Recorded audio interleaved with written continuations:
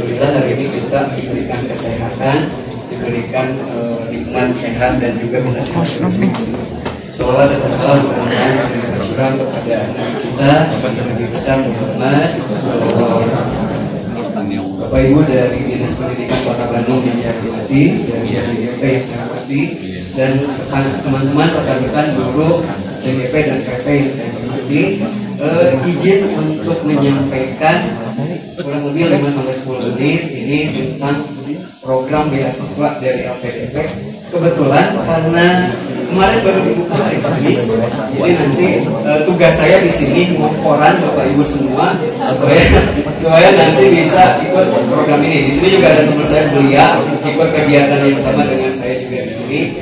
Jadi mudah-mudahan Bapak Ibu terbuka supaya nanti bisa ikut program ini. Jadi di sini ada program beasiswa mikrokrediensial LPDP yang kemarin saya ikuti. Ini adalah program GSMT dari Harvard University yang baru selesai kemarin di akhir Februari kemarin. Jadi pas kemarin lokal ketiga, saya tidak hadir ikut lokal 3. Next. Perkenalkan, nama saya Agung Maulana dari SMK PU Negeri Provinsi Jawa Barat. Sebetulnya lamanya itu di SMK Salam Bandung. 12 tahun, 2019 baru peningkatannya di SMK PU. Jadi baru 4 tahun di SMK PU. Nah, program ini tujuannya itu yang pertama adalah ini baru pilot project.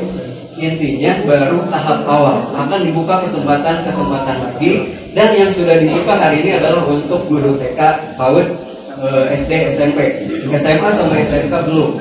Yang sekarang sudah dibuka itu 3. Apa yang dibukanya ada Harvard juga ada, Monash University juga ada, Sydney juga ada, itu banyak programnya. Dan satu program dibatasi sampai 25 orang. Bapak Ibu silakan nanti follow YTK, Kemdikbud, itu semuanya lengkap di SMP. Nah, ini pemberdayaan digital skill bagi guru. Zaman sekarang, zaman now, zaman ayeuna itu kita butuh digital skill. Jadi Bapak Ibu bisa memanfaatkan ini, programnya gratis, dapat uang saku juga nanti saya ceritakan.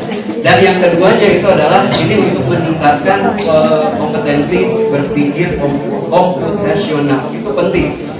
Permasalahannya gini Bapak Ibu, kita di sekolah ingin meningkatkan kemampuan berpikir komputasional anak kita, siswa kita, murid kita, betul ya?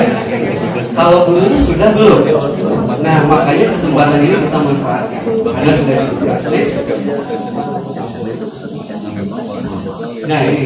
Jadi ini yang kemarin saya ikuti program dari Kemdikbud, dari Harvard University. Tahapannya itu kita lakukan pendaftaran. Pendaftaran Bapak Ibu nanti ada linknya. Yang harus dimasukkan di situ adalah satu, Bapak Ibu nantinya menulis esai pakai bahasa Sunda, bahasa Inggris. Gak usah takut Bapak Ibu, gak usah takut. Yang penting poin utamanya, saya juga sebetulnya background bahasa Inggrisnya melepotkan dibandingkan dengan guru bahasa Inggris di sebelah saya.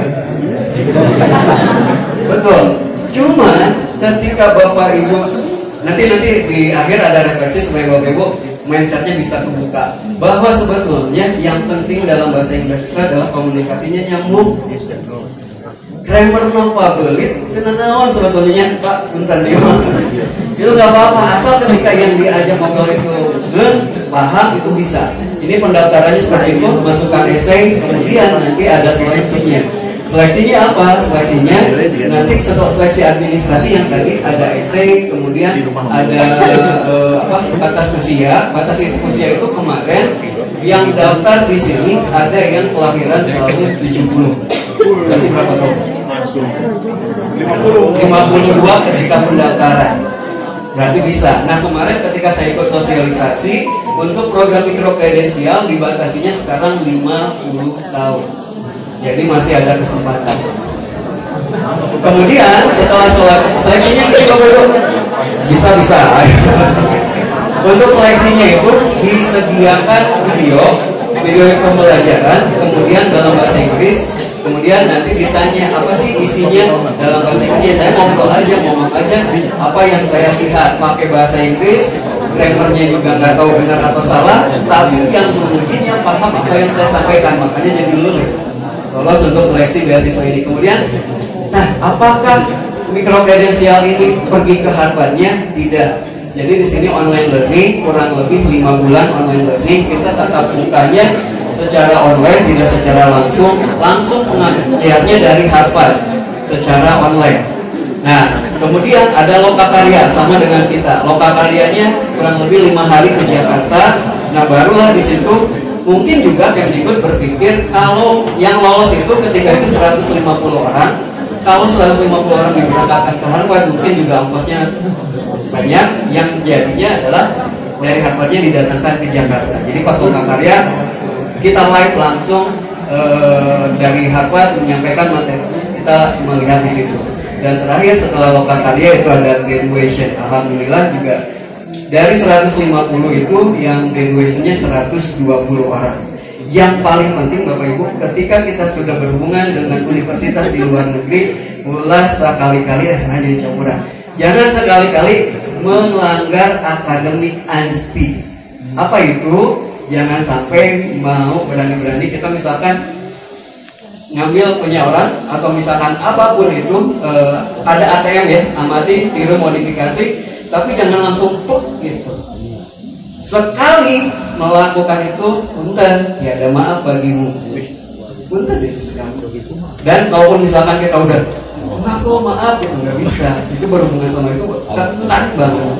Jadi kalau misalkan udah ke detect seperti itu, ya udah selesai, nggak bisa lagi lanjut. Next, sedikit lagi Bapak Ibu. Nah ini nih benefitnya. Jadi buat apa sih saya untuk ikut ini? Yang pertama, ini ada ilmu yang bermanfaat, jelas itu kita dapatkan. Apa harus dari ini banyak ya, medianya banyak. Ini salah satunya untuk pengembangan diri, organisasi di sekolah Bapak Ibu semua, kemudian kebermanfaatan untuk orang banyak. Saya sih ingin hari ini itu saya jadi kompor, saya jadi provokator. Bapak Ibu yuk daftar, bisa. Yang keduanya adalah relasi yang luas. Nah, kalau bahasa Sunda itu apa ya? Ulah gunung batoker. Ulah di kota Bandung wae atuh Bapak Ibu, yuk amung ke Jakarta misalkan minimal sama dosen-dosen di Harvard minimal seperti itu gitu. Yuk bisa. Ini relasi yang luas. Dan yang terakhir adalah karena ini beasiswa, Bapak Ibu, beasiswa PDP seluruh biayanya itu ditanggung. Mulai dari biaya short cost-nya itu kemarin itu katanya $1.500 dibayarkan ke sana. Kemudian di situ juga ada living allowance, tunjangan. Nah, ternyata nanti dikali berapa bulan nih belajarnya. Misalkan saya 5 bulan dikali sekian rupiah, cukuplah untuk jajan bakso. Dan ada uang saku juga. Jadi kalau misalkan Bapak Ibu, sebetulnya kalau misalkan kita kejarnya bukan ke uangnya, sebetulnya ada nuturkeun gitu. Si uangnya itu ada nuturkeun. Maka yuk yang punya kesempatan daftar segera ada. Next, satu lagi sebelum selesai. Nah ini kalau dari saya tipsnya supaya nanti lolos, ada tips 6I berakhiran I. 1. Luruskan niat dari hati. Jadi untuk apa beasiswa ini? Bukan untuk diri sendiri, tapi kembangkan lagi untuk organisasi, minimal di sekolah sendiri. Jadi puisi terus. Terus yang keduanya adalah open semua akses informasi. Jadi Bapak Ibu di grup WA, di Instagram teh ulah arisan panci wae. Nah di situ silakan banyak akses informasi yang kita peroleh. Kemudian L, lengkapi syarat administrasi. Nah ini Bapak Ibu yang penting juga. Pak, saya nilai IELTS-nya atau nilai TOEFL-nya misalkan di bawah standar. Kemarin ada bocoran dari orang Kemdikbud, yang kami lihat bukan selembar kertas itu.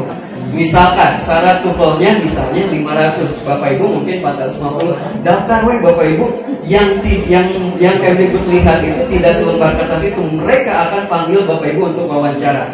Karena yang Mas Nadine bilang, selembar kertas itu belum tentu menggambarkan kompetensi Bapak Ibu. Jadi daftar lah, nanti pas dipanggil mereka lebih lancar dibandingkan dengan skornya. Itu yang dicari seperti itu.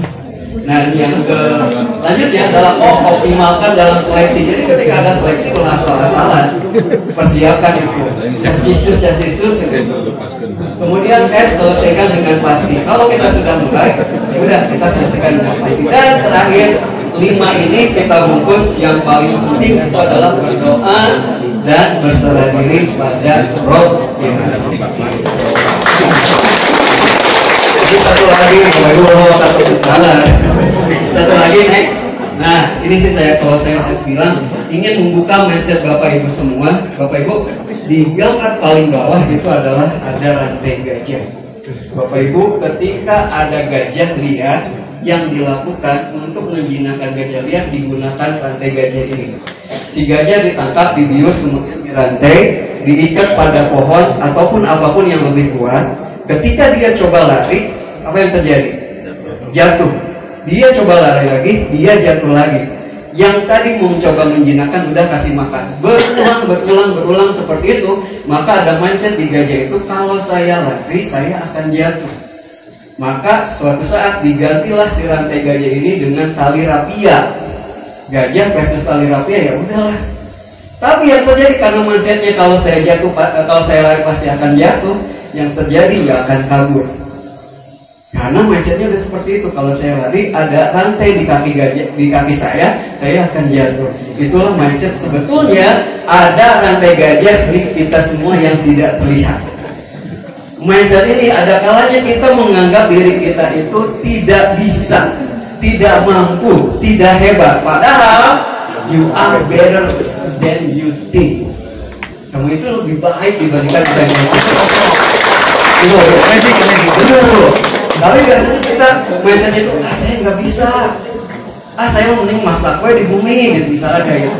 Sebetulnya Bapak Ibu potensinya luar biasa. Satu lagi, kesempatan, seringkali kita menunda kesempatan. Sebenarnya si gajah itu ada kesempatan untuk kabur, tapi seringkali ditunda. Padahal wasting your time is useless.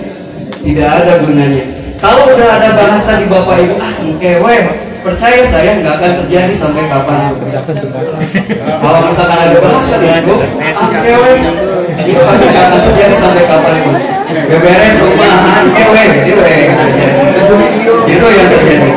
Itu Bapak Ibu. Next, satu lagi, terakhir. Terima kasih dari saya. Nah, ini kompor. Terima kasih. Saya hari ini jadi kompor untuk Bapak Ibu, jadi provokator, tapi diarah kebaikan. Mudah-mudahan jadi motivasi untuk semuanya, jadi inspirasi buat semuanya. Silakan langsung daftar, cari informasinya di PTK Kemdikbud. Terima kasih Bapak Ibu dari Dinas Pendidikan dan PDP, Bapak Ibu PDP dan PDP. Terima kasih dari saya. Mohon maaf atas segala kekurangannya. Wabillahi taufiq wal hidayah. Assalamualaikum warahmatullahi wabarakatuh. Terima kasih.